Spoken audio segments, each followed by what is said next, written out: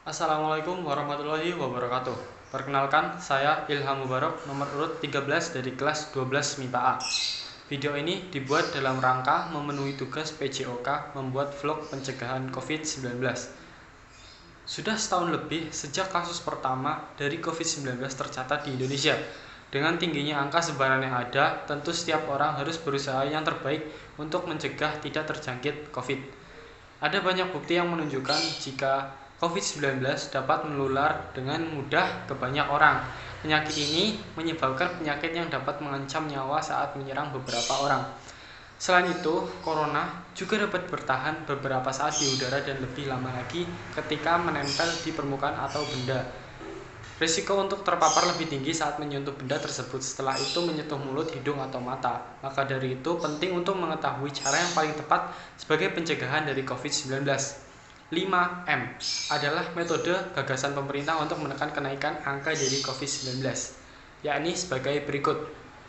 Yang pertama, menggunakan masker. Cara pencegahan COVID-19 yang paling efektif untuk dilakukan adalah dengan menggunakan masker. Alat ini harus digunakan terutama saat berada di tempat umum atau berinteraksi dengan orang lain.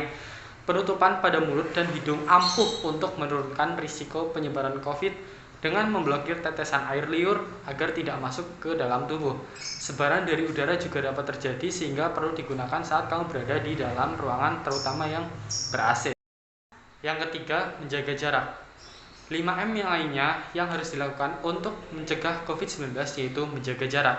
Menjaga jarak saat berada di luar rumah, pastikan untuk menjauhkan diri sekitar 1 atau 2 meter. Pastikan untuk selalu ingat jika beberapa orang tidak memiliki gejala meski telah terserang virus corona. Selain itu, hindari juga ruangan tertutup dan lebih banyak aktivitas di ruang terbuka yang menyediakan udara yang segar. Yang keempat, menjauhi kerumunan saat berada di keramaian atau kerumunan. Risiko untuk tertular COVID-19 menjadi lebih tinggi. Jika ingin melakukan interaksi dengan beberapa orang, pastikan berada di luar ruangan, menggunakan masker, dan tidak lebih dari 5 orang. Intensitas dan jumlah orang sangat berperan terhadap risiko yang dapat terjadi.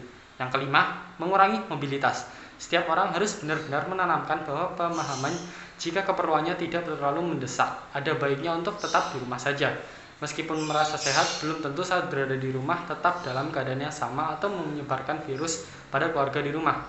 Tingkatkan perhatian lebih lagi jika terdapat orang tua atau anak-anak yang di rumah yang masih rentan terhadap COVID-19. Selain melakukan 5M, ada beberapa hal lainnya yang perlu dilakukan untuk meningkatkan daya tahan tubuh, yakni mengkonsumsi vitamin dan rajin berolahraga. Mungkin sekian yang dapat saya sampaikan. Semoga dengan tips 5M tadi kita bisa terhindar dari virus COVID-19. Stay healthy, stay safe all. Terima kasih. Wassalamualaikum warahmatullahi wabarakatuh.